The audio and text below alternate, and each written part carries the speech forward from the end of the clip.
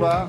Par une réjouissante interview de Michel Sardou. C'est dans Le Point cette semaine. Alors, dans moins d'un mois, il sera au théâtre pour une pièce intitulée Représailles, pièce signée Éric Assous. Il jouera avec Marianne Chazelle.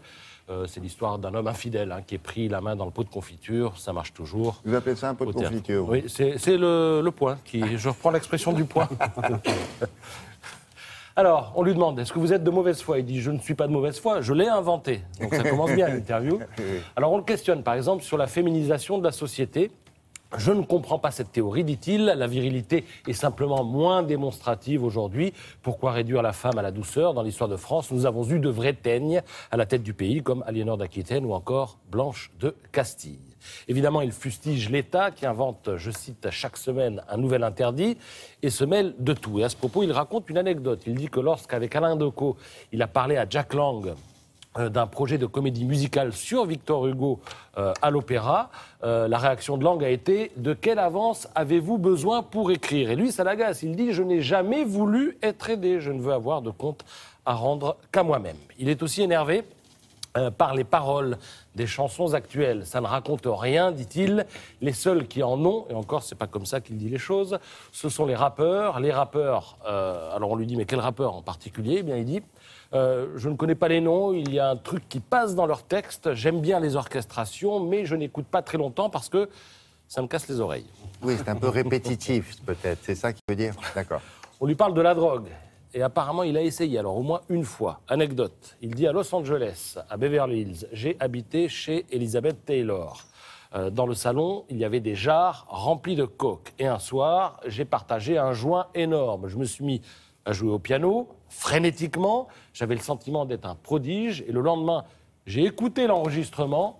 J'avais passé 1 heure à faire un ré majeur. Voilà, donc vous en avez 2 pages et demie comme ça, c'est dans Le Point. Mais il parle de sa pièce quand même. C'est réjouissant. Il en parle un petit peu au début. Ah oui. Il raconte qu'il ne ressemble en rien au héros de la pièce, qui est faux cul, qui est radin, etc. Et infidèle. Surtout. Ouais, Alors, un héros de bande dessinée qui fait la une d'un quotidien, une fois n'est pas coutume. Le quotidien en question, c'est le gratuit 20 minutes. Et le héros, c'est Titeuf, dont le 14e album sort ces jours-ci.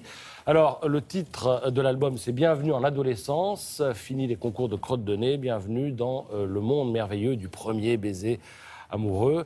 Alors, Titeuf va tenter de trouver du chewing-gum à la testostérone.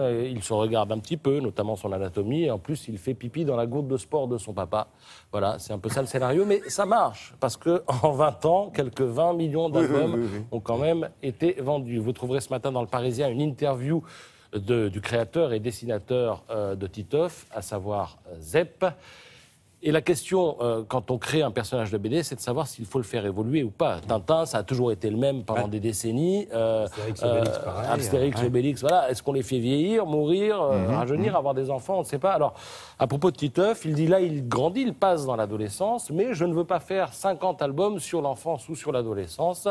Titeuf devra un jour passer le cap, devenir adulte et même devenir vieux. Et puis, dernière question qu'on pose, je trouve que cette question, elle est amusante parce que c'est le Parisien qui la pose dans l'interview, parce qu'elle dit les choses sans les dire. Question, vivre en Suisse, parce que Zep vit en Suisse. Vivre en Suisse, est-ce que ça aide à garder les pieds sur terre?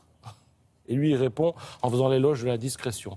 Mais aucun mot sur, évidemment, l'aspect financier de l'affaire. Mais il n'est pas là-bas pour ça, peut-être. Non, pour la discrétion, il le dit. Comme les joueurs de tennis. Il a peut-être des ils aiment la attaches, on discrétion. sait jamais. D'accord.